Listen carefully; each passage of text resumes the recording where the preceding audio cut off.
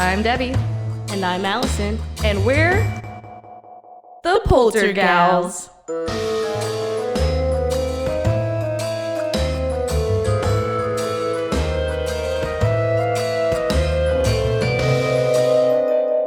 Spooky. Hi, I'm Allison. And I'm Debbie. And we're The Poltergals. On this week's episode was picked by lovely Hannah. One of our new editors. Shout out. Shout out. So she chose Catacombs of Paris. Ooh. Paris, France. Oh, should be we, because like O-U-I instead of ooh. You know what the picture of the week I'm going to post on Instagram is? It's going to be a little ghost. A French ghost. Oh, no. With a little mustache and a beret. Holding a baguette. Ha ha. Ha ha. All right, let's get into it. All right. So the catacombs weren't always a refuge for human bones. Wow. Right? That's all I know them to be, is where bones go. Full of bones. Is that what happens? Yeah, they're full of bones. Oh, man. But they weren't always full of bones? Tell me more. So, in Roman times, open-air quarries existed throughout the region, well beyond the city limits of what Romans call... Yeah. Word of the week. Why do I... Lutetia? Lutetia? I'm telling you, we need to have like the little Google voice that like says it. Insert Google voice here, Hannah. Okay, yeah, that word. So long before it became the French capital. People helped themselves to the stone, first for their humble dwellings, but once the Middle Ages rolled in for their huge cathedrals as well. Ooh, fancy. Yeah. So people were like, oh yeah, I'm going to use this stone. I'm just going to build me a little shack over here, a little house.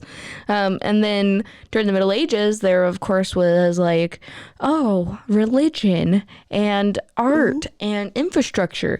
So they started using it to build cathedrals. That's pretty cool. Yep. Churches. Yep. I love them. Christianity in the Middle Ages. At its finest. So, as the city spread, it found itself right above the quarries, but constant... Are we going to have 2 words of the week? Excavations. At least I knew the ovations part. You did good job. Good job, Allison. Wait, I'm learning. Woo! Slowly but surely. So, the excavations would weaken the ground, creating an unregulated underground labyrinth that threatened to collapse. Ooh, fun. Oh, yeah. So, sometimes it did. Oh, like no. An infamous 1777 collapse Oh, no. on the Rue d'Enfer? Rue d'Enfer.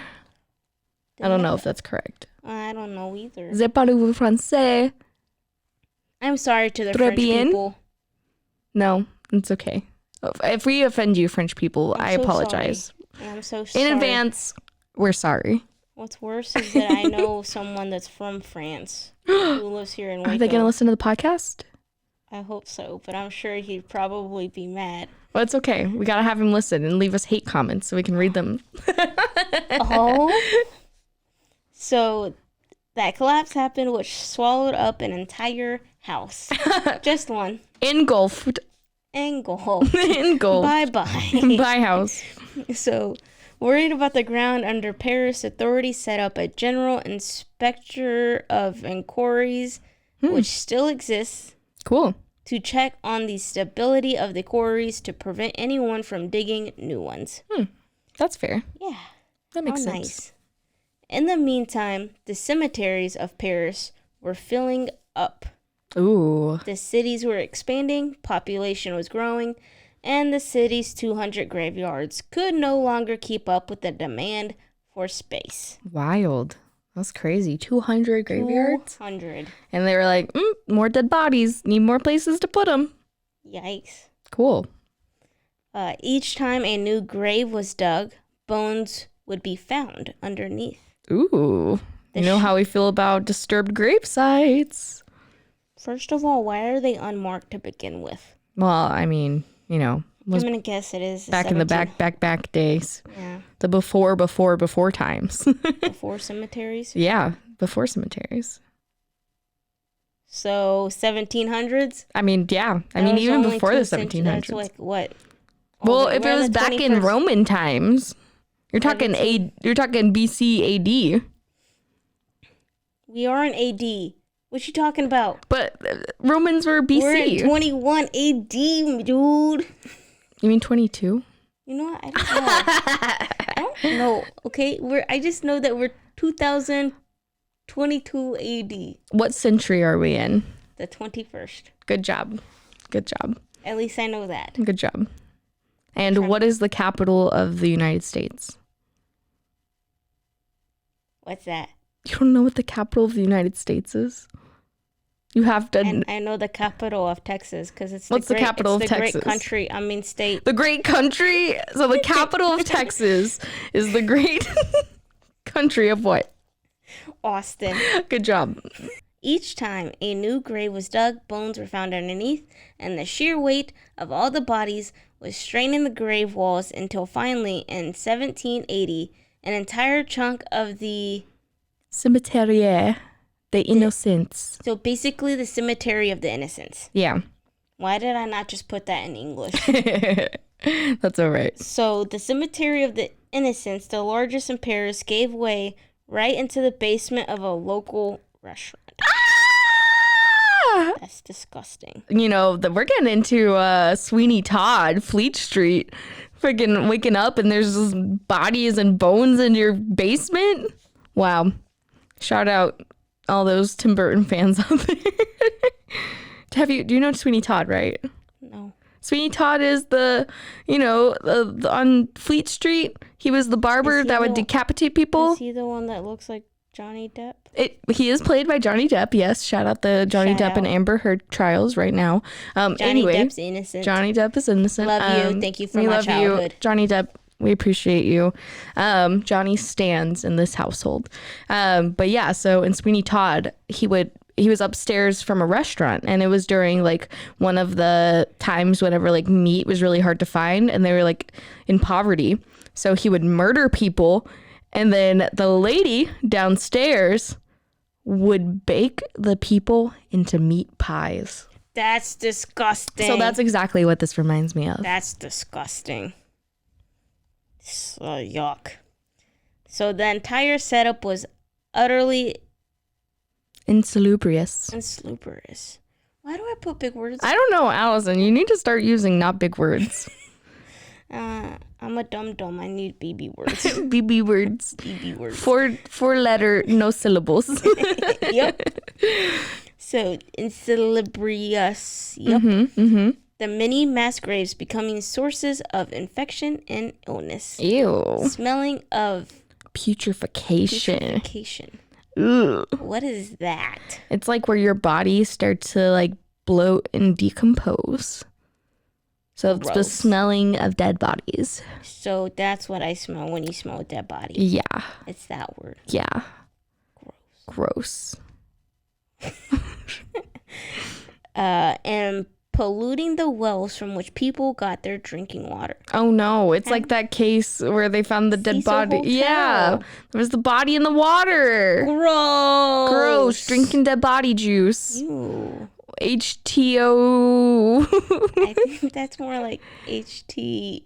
Ew, am I right? Ew. That was a good joke. As the citizenry howled, Paris finally did something about the overflowing cemetery and moved the buried remains to the former quarries of Tomb Lazare. Ooh, that's pretty close, yeah.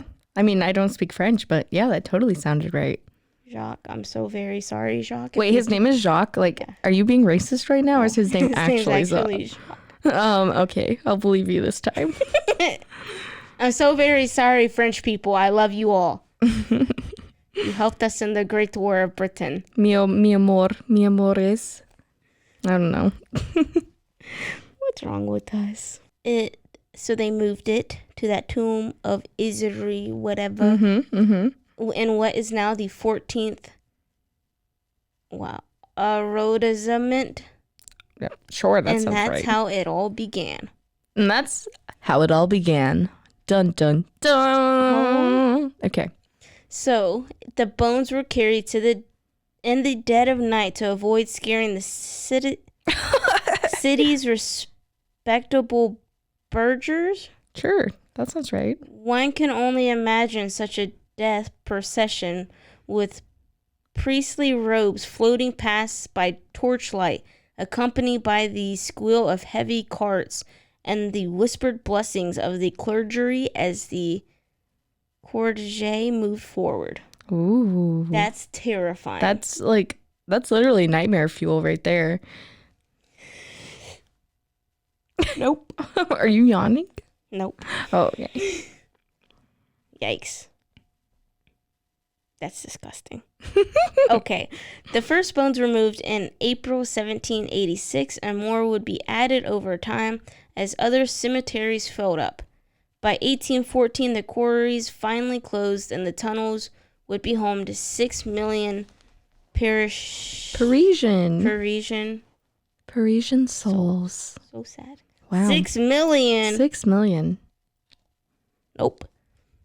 They came to be known as the Catacombs in a reference to underground Necropolis in Rome. Wow. Although in Paris they were ossuaries rather than the places of burial. Eventually, evacuations during the 1960s would yield even more remains, but would also find their way here. The Paris catacombs opened to the public on July 1st of 1809 with great fanfare, creating a stir among the gladiati. Don't know. Whatever. Who there visited. Are too many hard words in this episode. I'm so sorry. It's okay. These included such contemporary luminaries as Napoleon III, the Emperor of Austria. Wow. Damn, why is there so much history? I know. We're learning so much. Yikes. And in the late 18th century, when major public health problems tied to the city, cemeteries led to a decision to transfer their contents to an underground site. Paris authorities chose the easily accessible site that was at the time located outside of the capital, the former Tomb Lozerie, quarries under the plain of Montrouge. Yeah, that sounds right. Wow. Good job, Allison. I'm trying. My non-existent French. In operation since at least the 15th century and then abandoned, these quarries were a small part of the labyrinth that extended under the city over approximately 800 hectares. Sure. Preparation of the site and the organization of bone transfers were entrusted to Charles Axel Guillemont. There you go. Yuck. But okay. Yep, and he's in charge. And I just want them to be like, hey, Charles, you like carrying bones, right? And he's like, maybe. And they're like, well, guess what? Now you're in charge of carrying all of the bones. You're our new bone transfer man. You're transferring into the bone industry. That's so sad. And then his title is an inspector of the Department of General Quarry Inspection. Oh, there you go. At least he had a fancy title. Yeah. I was expecting like Count de Bone Transfer or something, but no. Count of Bone Transfers. No, I don't know. Okay, Count Dula. He's the accountant of bone keeping. No, I'm kidding. Oh, no. So the mission of this department, which had been founded in 1777 by Louis XVI? Is that XVI? 16th? 6? 10, 5. Yeah, 16. Yeah. Louis XVI was to consolidate the abandoned quarries following major collapses of the ground under Paris in the mid-18th century. Wow. The first evacuations were made from 1785 to 1787 and concerned the largest cemetery in Paris, the Saints Innocents Cemetery. Yeah. Wow. That was the Cimetière des Innocents. I'm glad I put it in English this time. Yeah, you put it in English the second time, but Look not at the me. first time. How sad. The site was consecrated.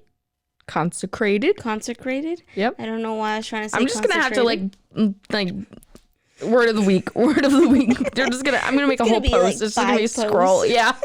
Just scroll through, pick a word. Any word, anything you don't know. Here you go. Oh, maybe I can do like story trivia. So listen, pay attention now, and then I'll do like a story trivia, and then maybe whoever wins will win like a sticker or something. And whoever answers the most correct answers without cheating. No cheating, people. Gosh, just listen to the episode. I mean, if you're hearing this right now, then you obviously are listening to it. Facts. That's facts. That's how podcasts work. Crazy. Great.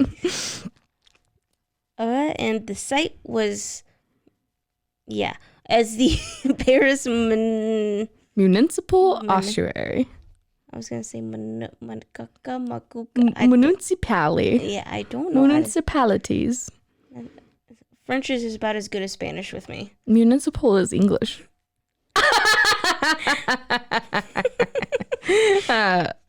Okay. Moving on. Anyway, so it was called the Paris Municipal Ossuary on April 7th of 1786. And from that time forward took the mythical name, The Catacombs. in reference to Roman catacombs, which had fascinated the public since their discovery. Cool. Starting in 1809, the catacombs were open to the public by appointment. A register was placed at the end of the circuit where visitors could write their impressions and was filled very rapidly because these visits had quickly become a success with both the French and foreigners. As the years passed, an ossuary became the resting place of many illustrious individuals. In 87, the Count of Artois? Oh, I don't know. But the future Charles X visited the site in the company of a group of court ladies. In 1814, Francis I, the Austrian emperor, took a tour there, and in 1860, Napoleon III descended into the catacombs with his son. During the 19th century, visiting arrangements consistently changed from total closing to monthly or quarterly openings. The Paris catacombs are now open to everyone without requiring an authorization and welcomes nearly 550,000 visitors every year. Wow. It is 20 meters of depth, which is the equivalent of a 5-story building. Wow. Consists of 243 steps into the Paris catacombs. There are 131 steps that go down and 112 steps that climb up. 1,500 meters for this 1.5 kilometer circuit. Plan on this to be about a 1-hour visit. 1 hour of stairs. Yeah. So underneath the city runs the catacombs for miles, and about 6 million people are buried within the catacombs. And only a tiny portion of the underground catacombs is open to the public, but they are well worth the visit as long as you don't mind the dark. Aww. The section that's open to the public is called the ossuary. I'm probably pronouncing it wrong too. Who knows? Dinfert Rochero? Yeah. Like Ferrero Rocher? I hope. I don't know. Across the street from the metro station of the same name. By the way, that guy was a military leader who led the heroic resistance of the city of Belfort in 1871 during the Franco-Persian War. Wow. Well, that was a lot of history. Yeah. I think it's time to take a commercial break. And now, a word from our sponsors. Spooky. Where do you want a commercial break in? What to sponsor, not Baylor, because Baylor. apparently I wear Baylor shirts every episode, and I'm so very sorry, Deborah.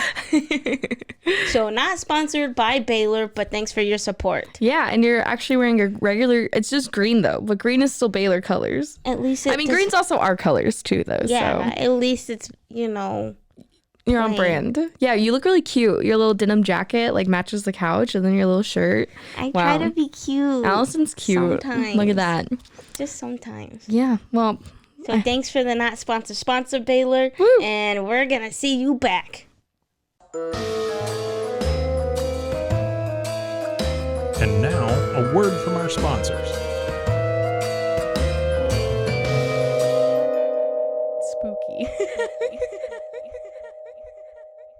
All right, and we're back. So as you guys just listened, I hope you guys got some good commercials. And as mentioned, now we're going to go back over a quick timeline of Paris catacomb history. Allison, break it down. Oh, no.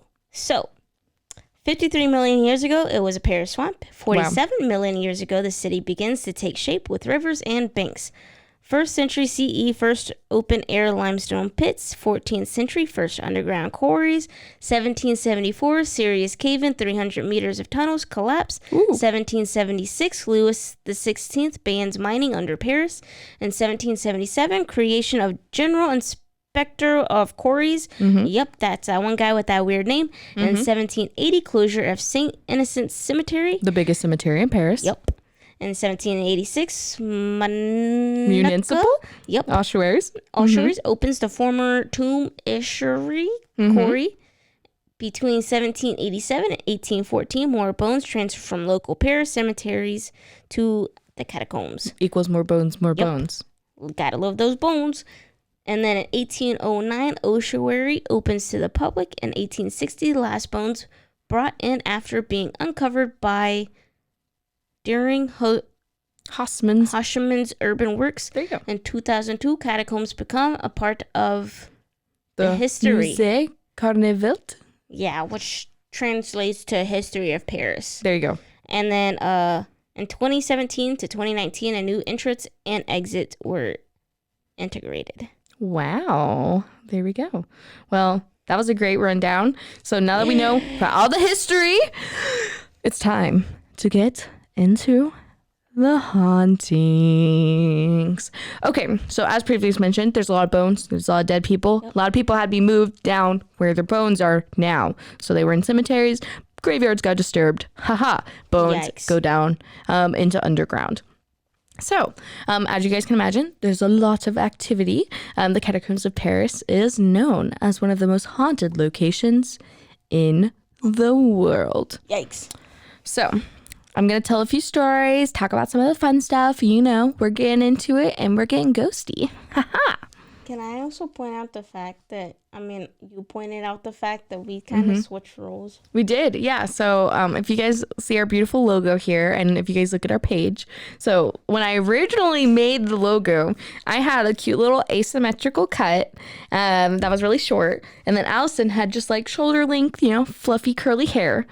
But now we changed roles. So now I am on this side with the shoulder length hair with a little bit of bang. And Allison now has the short hair with a little front little bang section. So now we are flip-flopped on the Poltergals. I don't know what we're going to do if we ever change our hair any other way. We're just going to have to live with it. But yeah, so check out our logo. It's really cool. I drew it myself. Okay. So after looking around a well-lit room filled with information and displays, the hush begins. A pseudo-grand entrance that leads you down into the catacombs with these words, "Stop," in all capitals. This is the Empire of Death. Oh, no. Yes. So now that you'll know, you'll literally be walking through lengthy tunnels of humid earth for quite a while before reaching the actual ossuary. So if you're claustrophobic, you should probably abstain from going down there. Again, you're literally going into underground tunnels filled with dead bodies. Yuck. And of course, if you do have difficult breathing, it's very humid, very musty, crusty, and dusty. So if you got that asthma, you might not want to go down there. But I don't care. I'm gonna go down there anyway. I don't care if I have asthma. No, Debbie. Yeah. Well, just wait. Because as you advanced, any noise will become more and more muted and muffled, enveloping you in the silence of the earth beneath. The path forward is relatively well marked, but don't wander off because there's no phone signal down there. Oh no. And remember, the tunnels themselves are a full labyrinth that expands not just in the catacombs, but under the entire city of Paris. So if you lost, you lost. Exactly. With no help, you can become part of them. So there's actually a famous story about a certain Filbert Asparate who wandered into the depths of the catacombs back in 1793, and he never found his way out. Dun, dun, dun. So, the first cartophile was Filbert Asparate. So, he was actually the doorman of a military teaching hospital. He's widely considered the first cartophile. I guess that's people that go missing in the Like catacombs. It's kind of like you know how people break into cemeteries? Yeah. It's that same concept, But like for catacombs. Yeah. Great. Okay. So according to the story, one day he ended up in the quarries by following a stairway found in the courtyard. As he lost his way, 11 years later, he was found. Oh no. He was actually identified by the keychain he had on his belt. So maybe, we should just have my keychain on my keys usually has my name on it. So I think everybody should just have a keychain with their name on it. Then, if your body goes missing, they can identify you. But yeah, so they identified him based on the keychain he was carrying. Not everybody believes the story, but it does serve as a cautionary tale for those who would wander around unprepared. Today, Filbert is widely considered the cataphile patron saint. Oh. Dun, dun, dun. So let's leave the cataphiles and focus on the cats. Meow, am I right? That's dumb. I'm sorry I said that. Please forgive me. That was perfect. So many Paris catacomb legends may be true or not. The choice is yours. But the story of the cat skulls is guaranteed to give you the chills. It's actually to be found in a book about underground Paris, which revealed in an 1896 discovery hundreds of skulls in the tunnels. Cat skulls. So a bunch of cats had gotten stuck in the catacombs, and of course they probably were drawn down into the tunnels, and then they probably just died there. And then probably wanted to go see the Polterpals. I know they were ghost hunting cats. Poor kitties. Yeah, maybe they were just following the mice that goes down there. But yeah, so around 1896, they found hundreds of cat skulls. So obviously down there, you'll see plenty of astonishing things. Bones built up into unusual shapes and structures, signs with names of streets above, small rooms with vaults full of bodies. And many people claim that the catacombs are in fact haunted by the millions that are buried there today. Well, when you move some grave sites, well, yeah. Mm-hmm. It's gonna be haunted. Perfect. It's 2935. Wow, that's like perfect. Yeah. And then, we're going to have to cut out some stuff, but...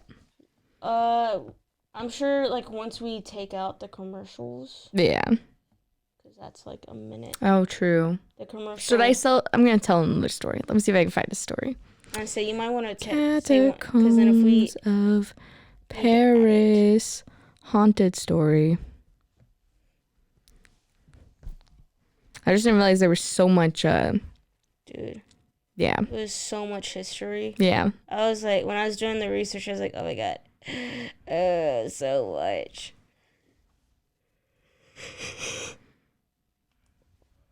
No, that was a yawn.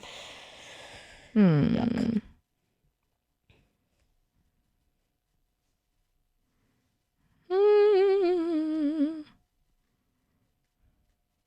Ooh, here we go. 10 creepy stories about the catacombs.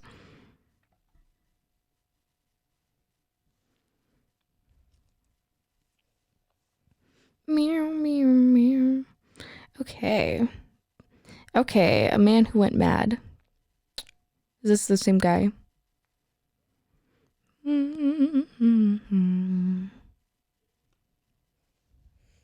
Oh, here, I'll just tell this. And another story I'm going to tell is actually from found footage. It's actually rumored to contain the final glimpses of a man who went mad in the Paris catacombs. So the famed, Catacombs of Paris are a series of underground tunnels. They span 200 miles again. So if you go down there, you're definitely probably going to get lost. Some of the area actually dates back 12,000 years to the Merovingian era. There we go. But anyway, so... in the early days, visitors entered the catacombs through the official entrance, known to be the Gate of Hell. As mentioned, around 2019, there were new entrances and exits added. But yes, they would enter through the Barrière d'Enfer, which translates to the Gates of Hell. Though now there's another designated area. According to the legends, those who have dared to venture into the catacombs after midnight actually report hearing the walls talking to them. What? They've heard disembodied voices trying to lure the adventurers farther into the tunnels, encouraging them to lose their way and suffer a slow and antagonizing end. Wow. Yuck. There are actually rumors of people wandering off into the maze-like tunnels and then going mad. So back in 2010, some cave explorers actually recovered video footage from the 1990s that they claimed showed a man wandering in the catacombs and he was lost. So they found this footage while down there. I literally just got goosebumps. What? And it's literally his last minutes filming. So basically it shows him lost, wandering through the dark corridors until he finally panics, drops the camera, and then just bolts off into the dark, never to be seen again. So, though some people really doubt the authenticity of this video, the footage is said to have inspired the catacomb horror movie As Above, So Below that came out in 2014. Oh. So yeah, pretty cool. And with all this in mind, it's probably just best to stick with your official tour group. So you didn't end up like the other guy, and you don't end up like this guy. So, Yep. but yeah, so that's a little spooky story that I wanted to share with you guys. Ooh. Okay, and then Yeah. we'll put that in. Hannah, put that in before the cats thing. Cool. Do you want to try to record Sally since it's a short one? Yeah. Oh, and then I wanted to read some of what's his face's stories. Oh, yeah. Yeah, I just wanted to read a few of them. Because what we could use with those is any like filler time that Yeah. Hannah needs to push it to like 30 minutes or an Yeah. hour. She can add it. Maybe like, and now for a mini episode. Yeah. Cool. But I just figured Sally would be good to combine it with that other short one. Okay. Sally, Sally, Sally. The Sally House. All right. I get to start this one? Yeah. Hi, I'm Debbie. And I'm Allison. And we're the Poltergals. Welcome back to another episode of the Poltergals. This episode, we're going to be talking about the Sally House. That's Sallie, just like Debbie, Debbie. And this is actually located in Atchison, Kansas. All right, let's get into the history. All right. So this was originally built at the turn of the century. This house became the residence of the Atchison physician. The front served as an office space and examination rooms, while the doctor and his family lived upstairs. One day, a frantic mother arrived carrying her 6-year-old daughter, Sally. The child had collapsed from severe abdominal pain. Oh, no. The doctor diagnosed Appendicitis. appendicitis. Yeah. Yeah. Did you know that appendicitis is one of the most common killers? Yuck. Yeah. I did not. There you go. Gross. Because a lot of times, especially for women, because it goes undiagnosed, because a lot of women are just like, pain in my abdomen. This is just normal. And then it ruptures and busts. Ew. So, going off of that note, believing that the appendix would burst, the doctor began cutting Sally before the anesthesia even took full effect. Ugh. Sally's screams suddenly stopped, and she grew pale and limp. She died on the operating table with her last memories of a man whom she believed was torturing her. Oh, no. Though the house had long been known to be haunted, Sally's haunting grew ominous in 1993, when the house was rented to a young couple. Their dog seemed to growl at nothing, especially near the upstairs nursery. Oh, wow. Things began to take a violent turn, however. Fires broke out in the house, and a series of sinister attacks on the husband began. The operating area would become cold. Objects would visibly move when the young man drew near. He could feel scratches upon his chest or abdomen, but never did the ghosts attack the wife or the baby. Wow, that's crazy. Yep. And I mean, the ghost didn't realize that like he was a different guy. She just knew a man tortured her. Oh, so of course, as mentioned, this place is very haunted. So there are actually like pictures have been turned upside down. There have been floating objects, disembodied voices, apparitions, toys being thrown around one of the bedrooms, doors opening and closing, locking and unlocking randomly. And one of the reasons why we wanted to do this case is because we always joke that kid ghosts are Billy and Sally. So this is the story of Sally. So for you that have been listening, we found Sally's story. We found her, y'all. We found her. So now all the little Billy and Sallys out there. They do have a story. And they do have a real life. They're a real girl. Well, but yeah. So the spirits can also cause physical harm. As mentioned, he actually had abdominal scratches and back scratches. But there's also can be burn marks or scratches. Sally seems like she only tries to attack older men, which is probably who she thinks is the doctor, as mentioned. Whenever the doctor was really just trying to save her. Back in the day, it wasn't as often that they could be able to do it. Sally. Yeah. So her screaming finally stopped and she was slowly passing away.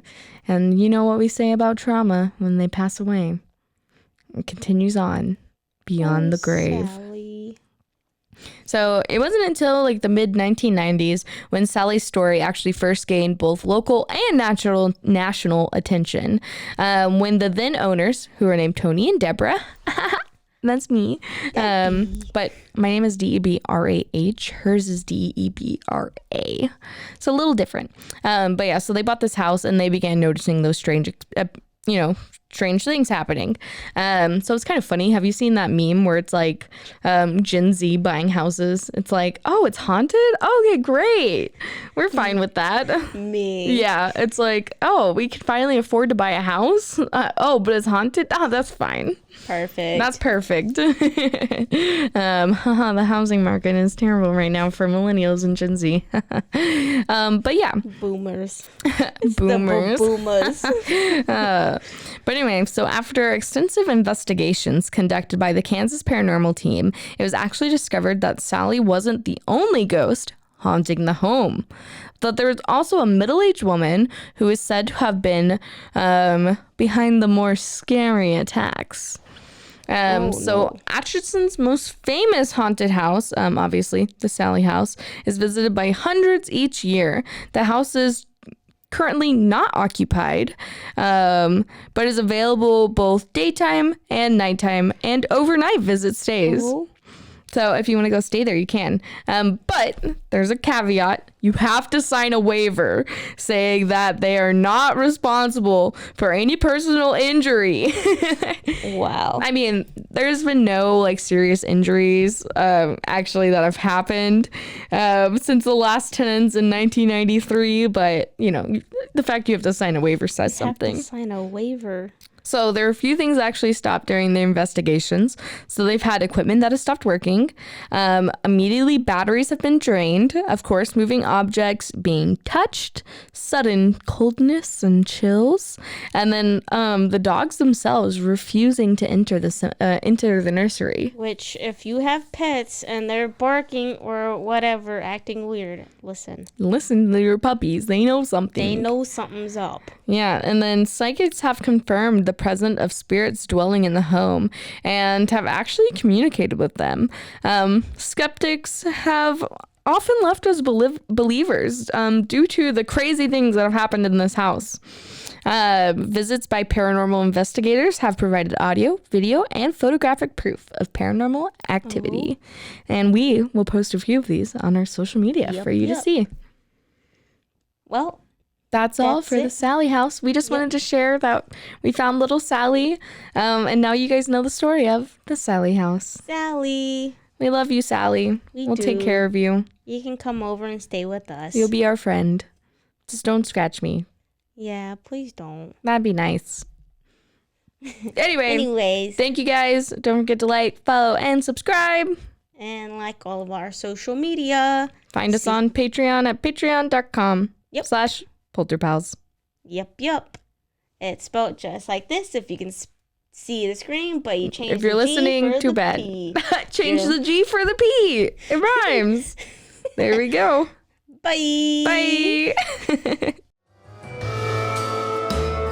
You've been listening to The Poltergals, a Rogue Media Network podcast.